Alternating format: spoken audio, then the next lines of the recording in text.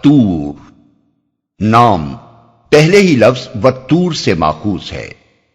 زمانہ نزول مضامین کی اندرونی شہادت سے اندازہ ہوتا ہے کہ یہ بھی مکہ معظمہ کے اسی دور میں نازل ہوئی ہے جس میں سورہ زاریات نازل ہوئی تھی۔ اس کو پڑھتے ہوئے یہ تو ضرور محسوس ہوتا ہے کہ اس کے نزول کے زمانے میں نبی صلی اللہ علیہ وسلم کے خلاف اعتراضات اور الزامات کی بوچھاڑ ہو رہی تھی، مگر یہ محسوس نہیں ہوتا کہ ظلم و ستم کی چکی زور و شور سے چلنی شروع ہو گئی تھی۔ موضوع اور مباحث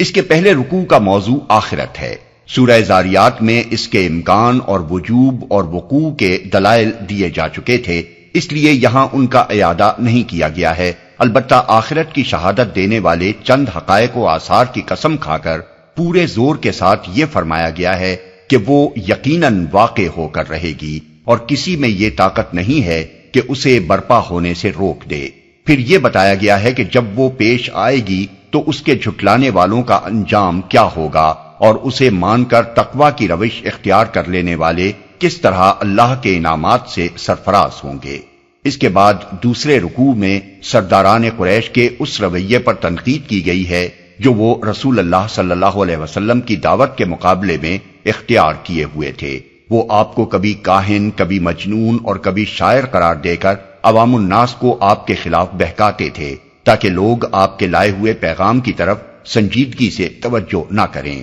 وہ آپ کی ذات کو اپنے حق میں ایک بلائے ناگہانی سمجھتے تھے اور علانیہ کہتے تھے کہ کوئی آفت ان پر نازل ہو جائے تو ہمارا ان سے پیچھا چھوٹے۔ وہ آپ پر الزام لگاتے تھے کہ یہ قرآن آپ خود گھڑ گھڑ کر خدا کے نام سے پیش کر رہے ہیں اور یہ معاذ اللہ ایک فریب ہے جو آپ نے بنا رکھا ہے۔ وہ بار بار طنز کرتے تھے کہ خدا کو نبوت کے لیے ملے بھی تو بس یہ صاحب ملے۔ وہ آپ کی دعوت و تبلیغ سے ایسی بیزاری کا اظہار کرتے تھے جیسے آپ کچھ مانگنے کے لیے ان کے پیچھے پڑے ہوئے ہیں اور وہ اپنی جان چھڑانے کے لیے آپ سے منہ چھپاتے پھر رہے ہیں۔ وہ آپس میں بیٹھ بیٹھ کر سوچتے تھے کہ آپ کے خلاف کیا چال ایسی چلی جائے جس سے آپ کی اس دعوت کا خاتمہ ہو جائے، اور یہ سب کچھ کرتے ہوئے انہیں اس امر کا کوئی احساس نہ تھا کہ وہ کیسے جاہلانہ عقائد میں مبتلا ہیں جن کی تاریکی سے لوگوں کو نکالنے کے لیے محمد صلی اللہ علیہ وسلم بالکل بے غرضانہ اپنی جان کھپا رہے ہیں۔